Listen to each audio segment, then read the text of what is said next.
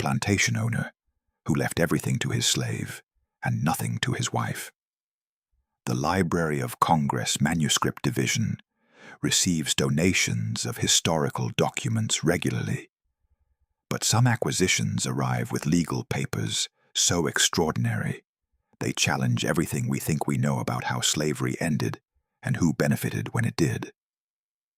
On a humid afternoon in April 2024, archivist Dr. Jennifer Martinez opens a package that will lead her to uncover one of the most controversial inheritance cases in post-Civil War history, a case where a dying plantation owner left his entire estate to the enslaved woman who had borne his children, disinheriting his white wife completely, and sparking a legal battle that exposed the brutal truths about power, property, and race in the dying days of the Confederacy. The donation comes from a law firm in New Orleans that's been in operation since 1842. The letter explains that while digitizing their historical records, they discovered a case file from 1865 that they believe has significant historical importance. The file contains legal documents, correspondence, testimony, and, remarkably, a photograph commissioned during the probate proceedings showing the two women at the center of the inheritance dispute. Jennifer carefully removes the materials from their archival box. The first item is a large albumen print photograph, professionally mounted and preserved, dated May 1865, on the photographer's mark. The image shows two women in what appears to be a formal parlor setting. In the foreground, seated in an ornate high-backed chair, is a young black woman in her 20s. She wears a dark satin bodice with puffed sleeves and black lace trim, clothing of quality that would have been unusual for a formerly enslaved person to wear, just months after emancipation. A cameo brooch and matching locket rest at her throat, lending her an air of unexpected refinement.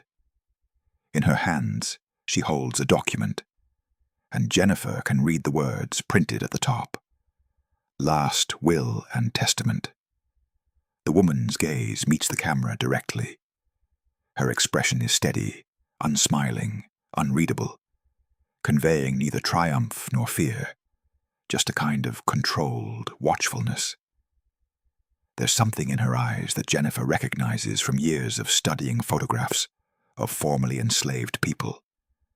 A careful assessment of risk, a calculation of how to present oneself in a world where any emotion could be dangerous. Behind her, and slightly out of focus, sits an older white woman, perhaps in her 50s, dressed in deep mourning attire. Her hair is parted and covered by a dark veil. Her hands are folded in her lap, and significantly, she's not looking at the camera. She's looking at the younger woman in the foreground. Her expression is composed but tight-lipped, her jaw set in what appears to be barely controlled anger or shock. The contrast between the two women is striking. The younger black woman holds the legal document and faces the camera with composure. The older white woman sits behind her, displaced, watching, powerless despite her race and former status. Jennifer turns the photograph over. Written on the back in faded ink, Clotilde Beaumont, formerly enslaved, and Mrs. Virginie Beaumont, New Orleans, May 1865. Commissioned by the Succession Court for documentation of the Beaumont estate probate proceedings. And below that, in different handwriting, added much later, the case that shocked New Orleans. A dying man's final act of justice or his ultimate betrayal. The war had just ended, but this battle was only beginning. Jennifer examines the legal documents in the file. What emerges is an extraordinary and deeply complex story.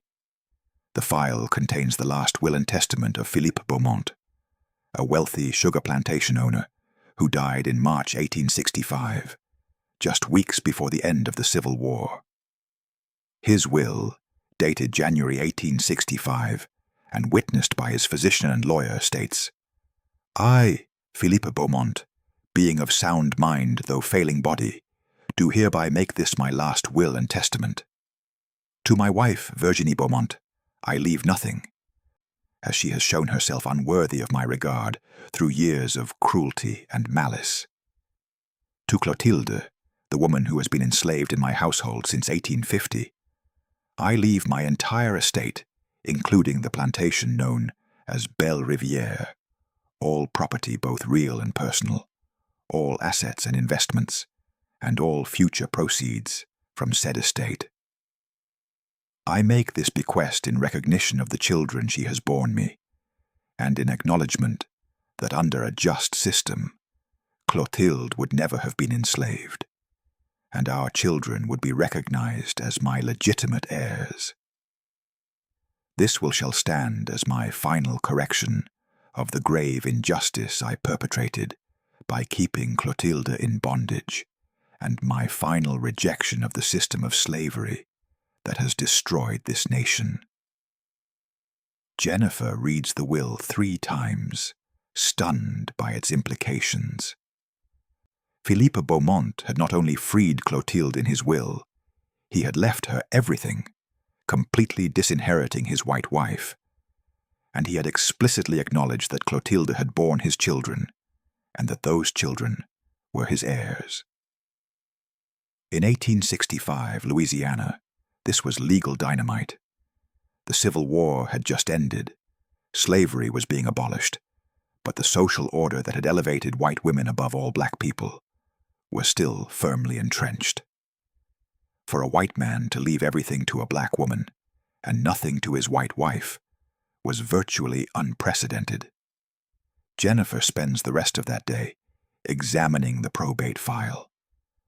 What she finds documents a legal battle that became a referendum on race, legitimacy, and who deserved to inherit in the new post-slavery South. From the probate proceedings, May 1865. Testimony of Virginie Beaumont. I demand that this court reject my late husband's will as the product of dementia and undue influence. Philippe was not of sound mind in his final months. He was clearly manipulated by the Negro woman Clotilde, who used her position in our household to poison my husband's mind against me. For 30 years, I was a devoted wife to Philippe Beaumont. I managed his household, bore his name, maintained his social standing, and in return, in his final act, he leaves me destitute while elevating a slave woman who bore bastard children, conceived through illicit relations. This will violate all standards of decency and law. Clotilde was Philippe's property until the moment of his death. She cannot inherit from him. The children she claims are his are illegitimate and have no legal standing. I demand this court restore my rightful inheritance as Philippe's lawful wife. From testimony of Dr. Henri Laurent, physician who attended Philippe Beaumont in his final illness. I attended Mr. Beaumont throughout his final illness in January and February 1865. I can state with medical certainty that he was entirely lucid and of sound mind when he dictated his will in January. He was quite clear about his intentions and his reasons. He told me explicitly that he wished to correct what he called the great evil he had perpetrated by keeping Clotilde enslaved for 15 years. He said his marriage to Virginie had been loveless and cruel, that she had treated Clotilde and the children with vicious contempt, and that he could not in good conscience leave his estate to a woman who had caused such suffering. Mr. Bray. Beaumont was at peace with his decision. Whatever one may think of the morality or propriety of his choices, there can be no question that he made them with full mental capacity. From testimony of Clotilde Beaumont herself, and Jennifer is struck by the fact that a black woman's testimony was even recorded in 1865 Louisiana, though she knows it would have carried little legal weight. My name is Clotilde. I was born free in New Orleans in 1840 to a family of free people of color. When I was 10 years old, my parents died of yellow fever. I had no family to care for me, and I was kidnapped by men who sold me to a slave trader, despite my free birth. I was sold to Philippe Beaumont in 1850, when I was approximately 10 years old, though I protested that I was free and showed papers my mother had kept proving our family's free status. No one would hear my testimony. I was enslaved illegally for 15 years. Mr. Beaumont took me into his household as a domestic servant. When I was 15, he began to force his attentions on me. I could not refuse him. I was his property under law. Over the years, I bore him 4 children. These children were also considered his property, though they were his own flesh and blood. Mrs. Virginie Beaumont hated me for my presence in her household, and for the children I bore her husband. She beat me regularly, called me vile names, threatened to sell my children away from me if I displeased her. Mr. Beaumont witnessed this cruelty, but did nothing to stop it for many years. I lived in constant fear that my children would be sold south to the cotton fields, and I would never see them again. In late 1864, as the war turned against the Confederacy and Mr. Beaumont's health began to fail, he called me to his study. He told me that he had been wrong to keep me enslaved, that he knew I had been born free and should never have been in bondage, that his children, by me, deserved recognition and protection. He said he was going to write a will that would free me and leave me his estate so I could raise our children in security and dignity. I did not ask for this. I did not manipulate or trick him. He made this decision himself as an act of conscience in his final months. He told me that Virginie had revealed herself to be a cruel woman whose treatment of me and the children had destroyed any regard he once had for her. He said leaving everything to me was both justice for what had been done to me and protection for our children's future. When Mr. Beaumont died in March, I was freed by his will. The lawyer informed Mrs. Virginie of the will's contents, and she immediately filed to contest it. The court ordered this photograph to be taken as documentation of the case. Mrs. Virginie wanted proof that I was merely a former slave, unworthy of inheriting, while the lawyer wanted to show that I could be presented as respectable and capable of managing an estate. I hold Mr. Beaumont's will in my hands in this photograph. It is the document that freed me and my children, that acknowledged us as human beings deserving of dignity, that corrected the crime of my illegal enslavement. Mrs. Virginie sits behind me, displaced, angry that a black woman now holds what she believes should be hers. I did not seek this position. But now that I have been freed and given the means to protect my children, I will not surrender it. Mr. Beaumont chose to correct his wrong. I will honor that choice and build a life for my children that they would never have had if he had left everything to Mrs. Virginie, who would certainly have sold us all south out of spite.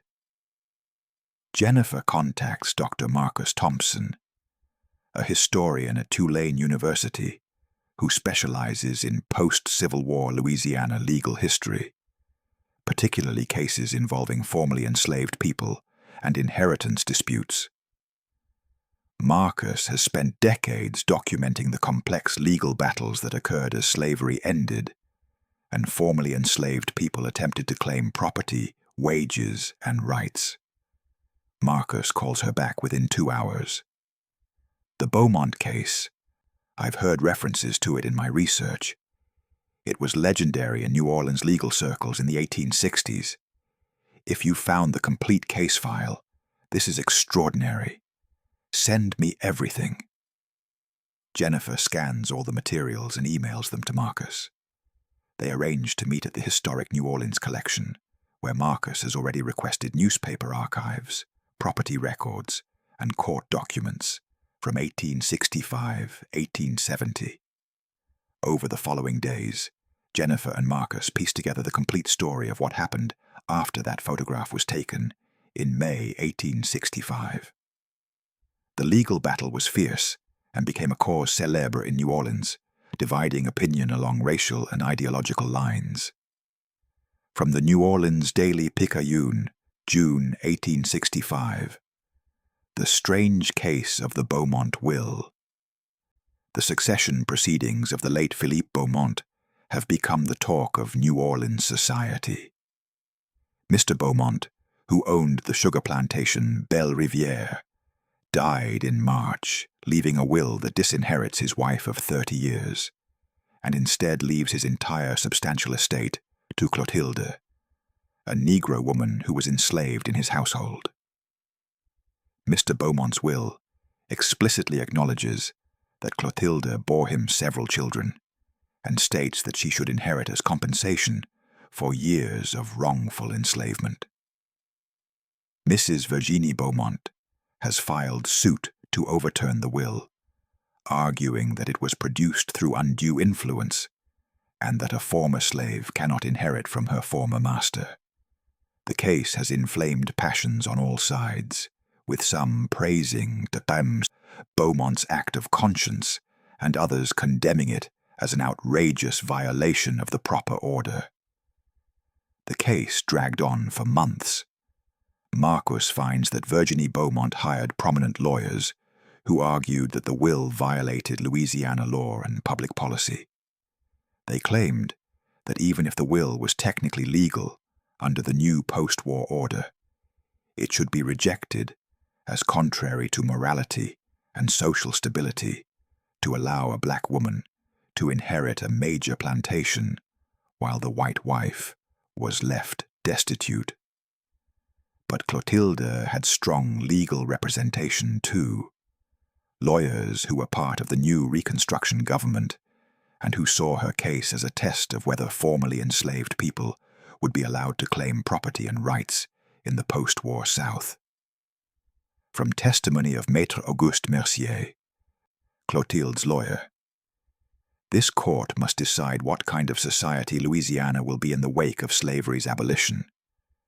Will we be a society that recognizes the humanity and rights of formerly enslaved people? Or will we continue the old order that treated black people as property without legal standing? Philippe Beaumont committed a grave wrong by enslaving Clotilde despite her free birth. He compounded that wrong by forcing her into a sexual relationship and by allowing his wife to abuse her for years. But in his final act, he attempted to make restitution. He freed Clotilde, acknowledged his children by her, and left her the means to support those children. This court should honor his attempt at justice, not reject it because it challenges social conventions. Clotilde was wrongfully enslaved. She deserves compensation. Her children are Mr. Beaumont's children and deserve inheritance. The will should stand. The case was finally decided in November 1865 by Judge Etienne Moreau. His ruling shocked many in New Orleans. From Judge Moreau's decision, this court must balance competing legal principles and social interests in deciding whether to uphold Philippe Beaumont's will. On one hand, we have traditional rules of inheritance that favor lawful wives and legitimate children. On the other hand, we have the extraordinary circumstances of this case and the new legal reality following the abolition of slavery. The evidence demonstrates conclusively that Mr. Beaumont was of sound mind when he wrote his will. His reasons for disinheriting Mrs. Virginie Beaumont, her cruelty toward Clotilde, and the children, the loveless nature of their marriage, are supported by testimony from multiple witnesses. His reasons for leaving his estate to Clotilde, compensation for wrongful enslavement, protection for his children by her, are morally defensible, even if unconventional. Most significantly, the evidence shows that Clotilde was born free and was illegally enslaved. Under these circumstances, Mr. Beaumont's bequest to her can be seen as restitution for a wrong, rather than an inheritance from a former master to a former slave. This court therefore upholds the will of Philippe Beaumont. His entire estate passes to Clotilde Beaumont, who is free to use it as she sees fit to support herself and her children. Mrs. Virginie Beaumont's challenge is rejected. While this court sympathizes with Mrs. Beaumont's difficult position, the law allows Mr. Beaumont to dispose of his property as he chooses, and he chose to correct a grave injustice rather than reward a wife who had revealed herself to be cruel and vindictive. The decision caused an uproar. From the New Orleans Daily Picayune, December 1865. Judge Moreau's controversial ruling. Judge Moreau's decision to uphold the Beaumont will have sparked outrage among many in New Orleans society, who see it as a dangerous precedent that elevates Negroes above white women. Mrs. Virginie Beaumont has been left with nothing, while the former slave Clotilde now owns a major plantation worth hundreds of thousands of dollars. Critics argue this decision will encourage similar outrages and undermine the social order. Supporters argue it represents justice and proper recognition of formerly enslaved people's humanity and rights.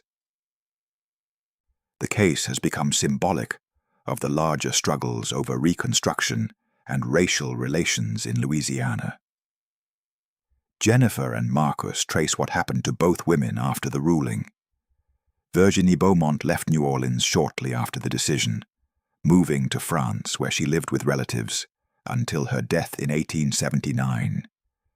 She died impoverished and bitter, never reconciling herself to having been disinherited in favor of a black woman. Clotilde's story is more complex and ultimately more hopeful, though not without struggle. From property records and newspaper accounts, they find that Clotilde managed Belle Riviere Plantation for several years, hiring formerly enslaved people as paid laborers and attempting to run the operation profitably during the difficult Reconstruction period. From the New Orleans Tribune, a black newspaper, 1867, Mrs. Clotilde Beaumont continues to operate Belle Riviere Plantation with remarkable skill. Unlike many white plantation owners who have struggled to transition from slave labor to paid labor, Mrs. Beaumont has successfully recruited workers and maintained production. She pays fair wages, provides good housing, and treats her workers with dignity and respect. Her success demonstrates that formerly enslaved people are fully capable of managing substantial business operations when given the opportunity. But they also find evidence of ongoing harassment and threats. From 1868, Mrs. Clotilde Beaumont has reported to authorities that she has received threatening letters demanding she surrender Belle Riviere Plantation and leave Louisiana. The letters, signed by groups calling themselves defenders of white civilization, warn that a Negro woman owning a major plantation is an abomination that will not be tolerated. Mrs. Beaumont has requested protection from authorities, though given the current climate, it is uncertain what protection can be provided. By 1870, Clotilde had sold Belle Riviere Plantation. Marcus and Jennifer find the sale record showing she sold it for $145,000, a substantial sum that she then used to establish herself and her children in a safer situation. From newspaper accounts and property records, they trace Clotilde's later life. She moved to New Orleans with her 4 children, purchased a substantial home in the Creole neighborhood, and invested her money carefully. She ensured all her children received education, which was remarkable given that they had been born enslaved just years earlier, and lived until 1899, dying at age 59, having built a legacy of education and property for her descendants. Her obituary in the New Orleans Tribune was extensive. Mrs. Clotilde Beaumont, who passed away peacefully on Tuesday at her residence on Esplanade Avenue, was one of the most remarkable women of our era. Born free but illegally enslaved as a child, she endured 15 years of bondage before being freed by the will of Philippe Beaumont in 1865. That same will, which left her his entire estate and sparked one of the most controversial legal cases of Reconstruction, enabled Mrs. Beaumont to provide security and opportunity for her children. She managed a major plantation for several years before wisely selling it and investing the proceeds. All 4 of her children received education and have become successful members of our community. Mrs. Beaumont's life is a testament to the resilience and capability of our people when given opportunity.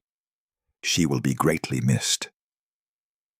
Over the following months, Jennifer and Marcus worked to create an exhibition that tells this complex story honestly, not simplifying Philippe Beaumont into either a hero or a villain, not ignoring the sexual coercion inherent in his relationship with Clotilde, but focusing on Clotilde's agency, resilience, and success in building a life for herself and her children after being freed. 13 months after Jennifer first opened that package, the Library of Congress opens the exhibition, The Will That Changed Everything, Clotilde Beaumont and the Struggle for Inheritance Rights After Slavery. The exhibition occupies a major gallery designed to honor Clotilde, while honestly examining the complex circumstances of how she gained her freedom and inheritance. The centerpiece is the 1865 photograph. Clotilde in the foreground, holding the will, composed and direct. Virginie in the background, watching with controlled anger. A detailed explanation accompanies the image. This photograph was commissioned by the New Orleans Succession Court in May 1865 to document the parties in one of the most controversial inheritance cases of Reconstruction. Clotilde, a formerly enslaved woman, holds the will of Philippe Beaumont that freed her and left her his entire estate. Behind her sits Virginie Beaumont, the white wife who was completely disinherited. The photograph captures the moment when the racial and social order of the South was being challenged and redefined. The exhibition tells the complete story through legal documents, testimony, newspaper accounts, and historical context. It doesn't shy away from difficult truths, that Clotilde was illegally enslaved, that her relationship with Philippe began through sexual coercion when she was 15, that she bore 4 children to a man who owned her and could have sold those children at any time.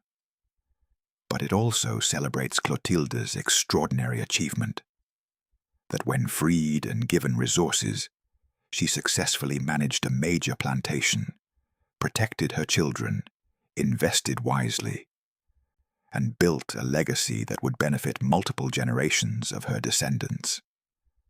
One section examines the legal battle and Judge Moreau's groundbreaking decision, showing how one case helped establish that formerly enslaved people could inherit property and manage substantial estates.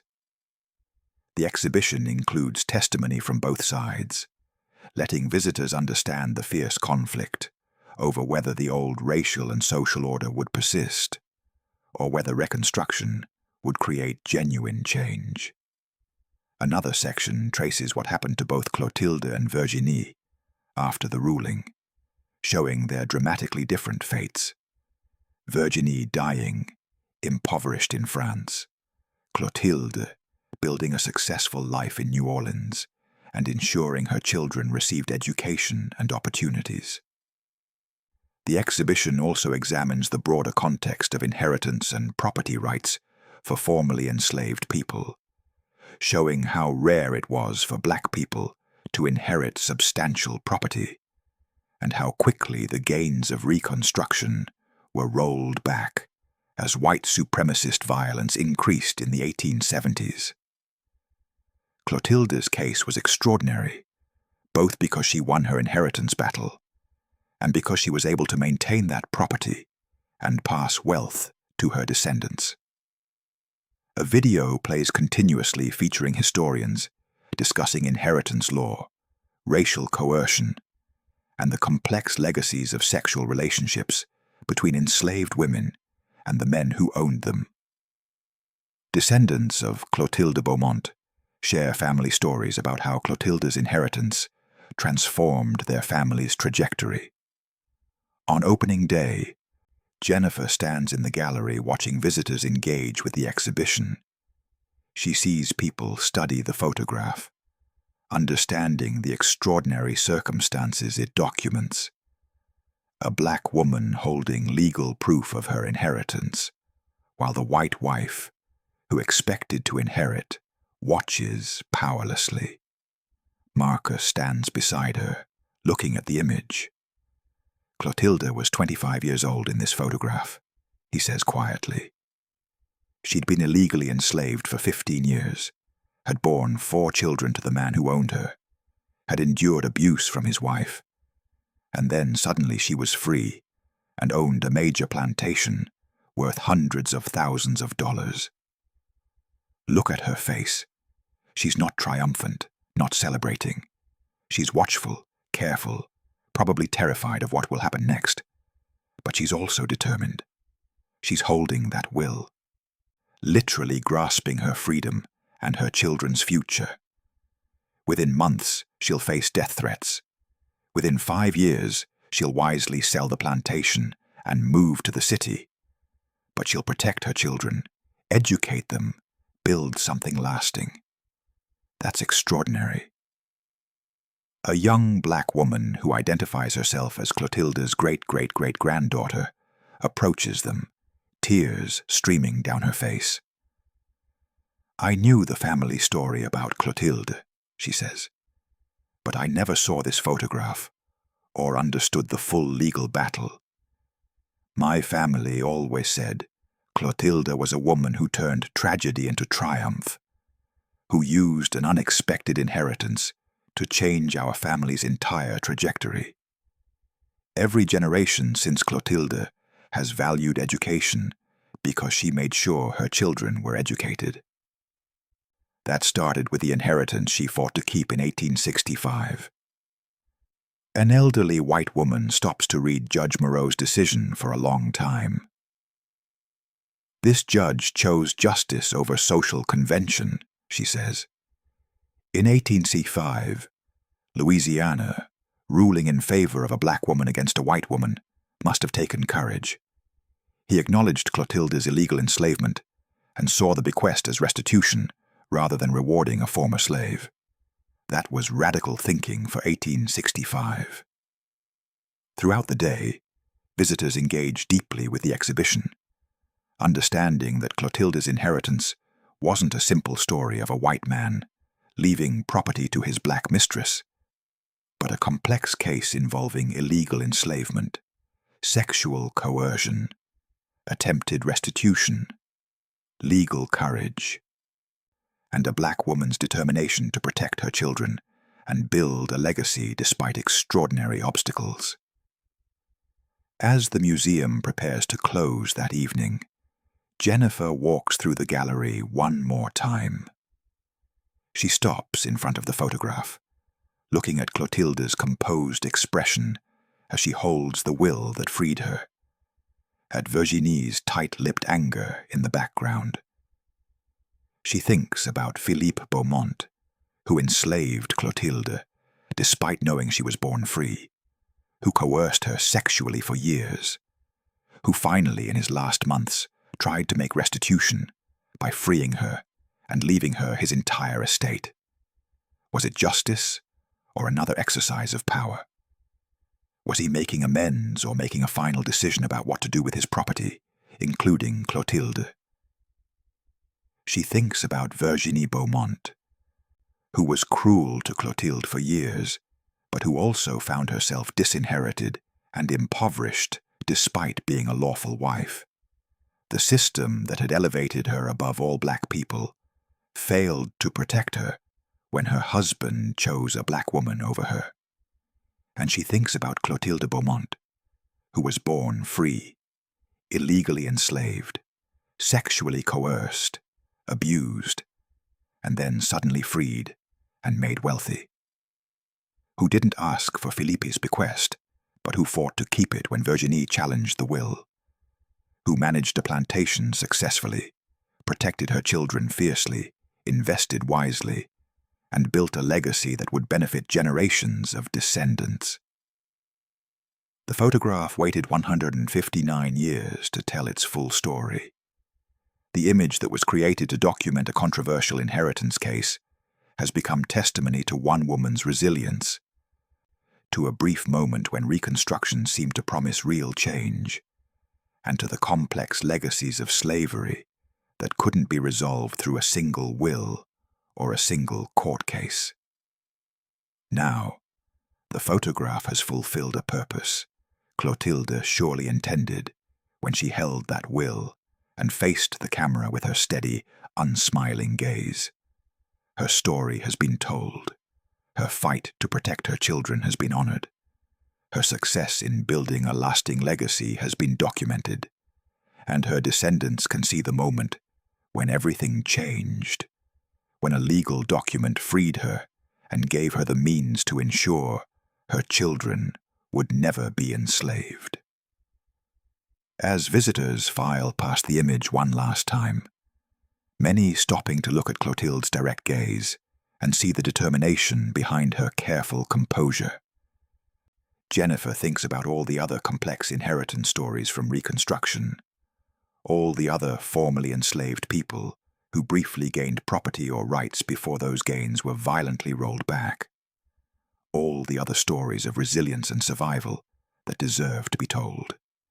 Clotilde Beaumont, born free 1840, illegally enslaved 1850, freed by will 1865, won her inheritance battle 1865, managed a major plantation successfully, sold it wisely, moved to New Orleans, educated her children, built a legacy that lasted generations, died 1899, having transformed tragedy into triumph, not through any heroic white savior, but through her own intelligence, determination, and fierce maternal protection.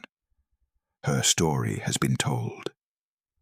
And Jennifer is grateful to have played a part in ensuring that Clotilde Beaumont is remembered not as a plantation owner's slave who inherited through his largesse, but as a woman who was born free, was wrongfully enslaved, was finally freed through a complicated bequest, and then used her freedom and resources to build something extraordinary for her children and all the descendants who followed.